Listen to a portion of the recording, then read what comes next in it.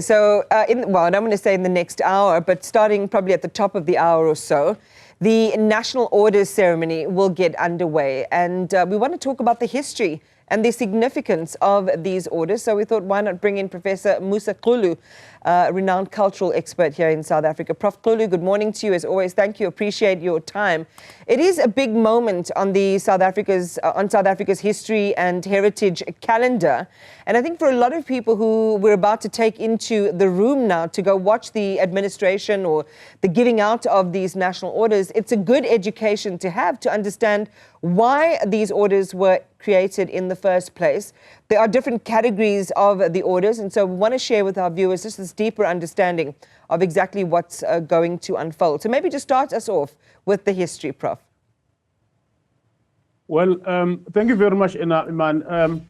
The orders that we have today were adjusted in 1998 when the new government came into power, the African National Congress government. There were orders before, but they were very colonial, and some of them were called something like Order of the Cape of Good Hope, and all of those things. And so President Nelson Mandela, Deputy President Thabo Mbeki, and cabinet at that time instructed the then Department of Arts, Culture, Science and Technology, DAXT, that committees should be formed to look at the issue of how new orders can be created in South Africa.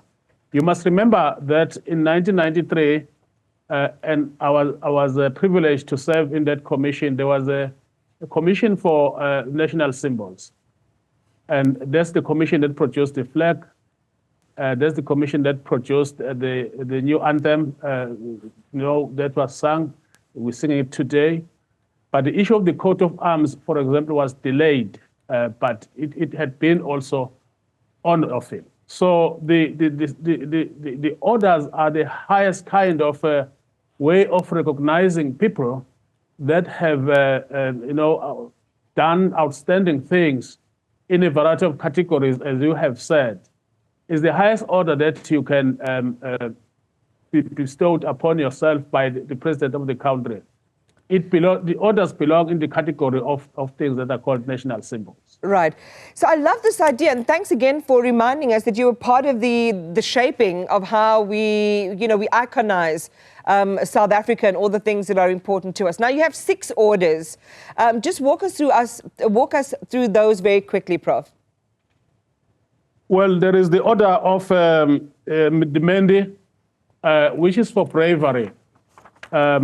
Usually, when you look at the list, that list of people that are there, it's people who did all this for the struggle for liberation of our country. For example, the first person there, Ma Williams Kekana, was known to use her house to hide struggle activists, which was an act of bravery and, of course, also too much risk for herself and her family. So you'll find that because the Mendi, you must remember, is the ship that was sunk in 1917 during the First World War. Mm. And all soldiers, South African soldiers that were there in the English Channel, they all perished. And so because they were going to war, so all of those people that are in the order of the Mendi are associated with the struggle for liberation in terms of bravery. And then, of course, regrettably, most of them that appear there actually are no more. So they're being awarded posthumously. Then you have the order of Ikamanga. Ikamanga sterilizia, which is the flower that is a South African flower found mainly in KZN and Eastern Cape. It's for the arts.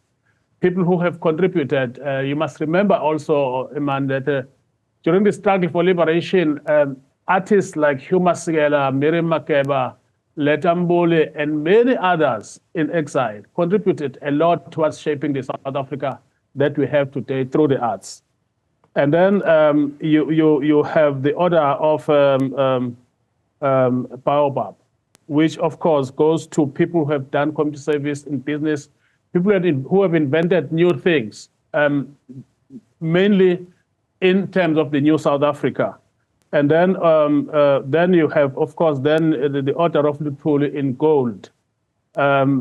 It's also political. You must remember, Inkosi Albert Luthuli was ANC president who preached the gospel of one united South Africa that is non-racial, non-sexist, and united, democratic. So it's got to do with democracy. And then lastly, you have the order of the Friends of O.R. Tambo. Those are usually foreign nationals who would have played a role in shaping or assisting our struggle for liberation, or helping us with conceptualizing this new country, which had to move almost 180 degrees away from the apartheid and colonial past into this new nation that is being built now, and may take many, many more decades before we can fully comprehend what we are building.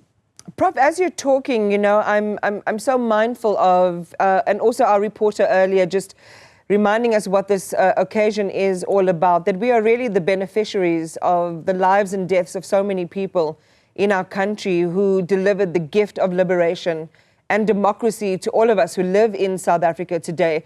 Yes, we've got a long way to go and we've got a lot of problems that we need to overcome, but we wouldn't be in this position today had a lot of people not done what they have done and who are being honored in the way that they are being honored today.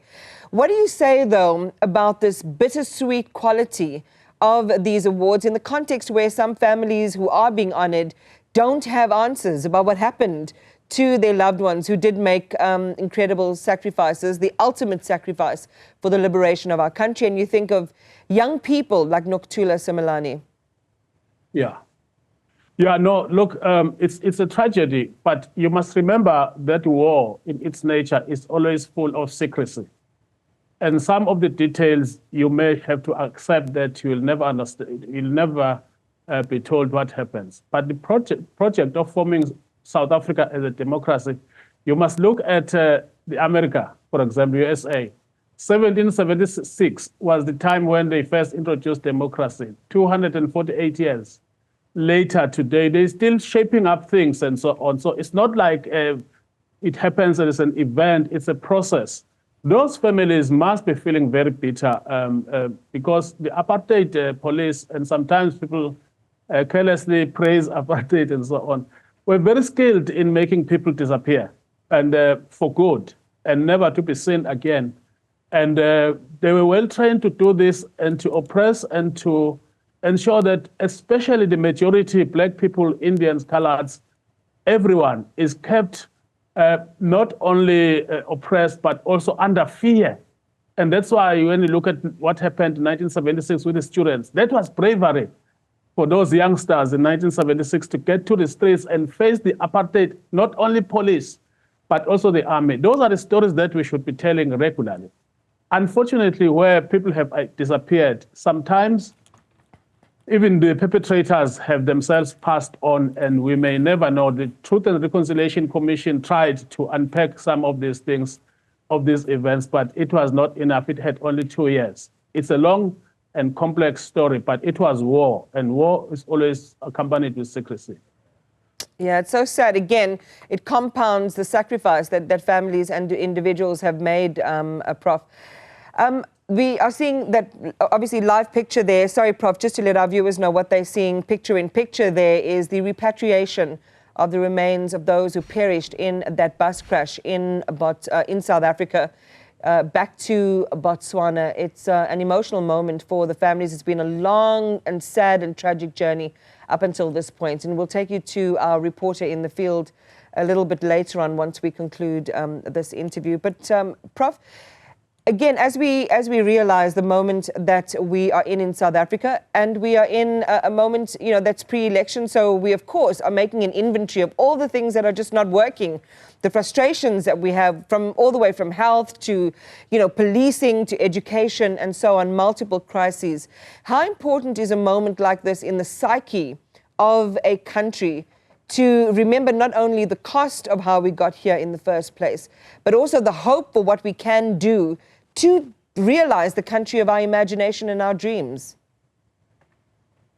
Well, it's a very important moment, what the president is doing today and what the presidents have done since 1998, 1999 in this country in terms of these orders.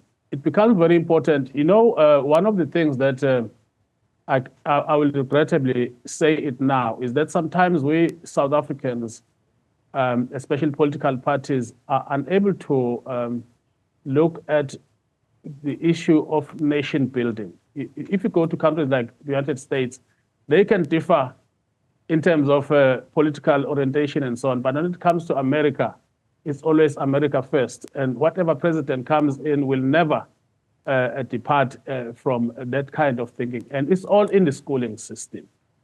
I think we must remember that in 1994, the population of South Africa was 34 million. And 30 years later, the population of South Africa is 62 million.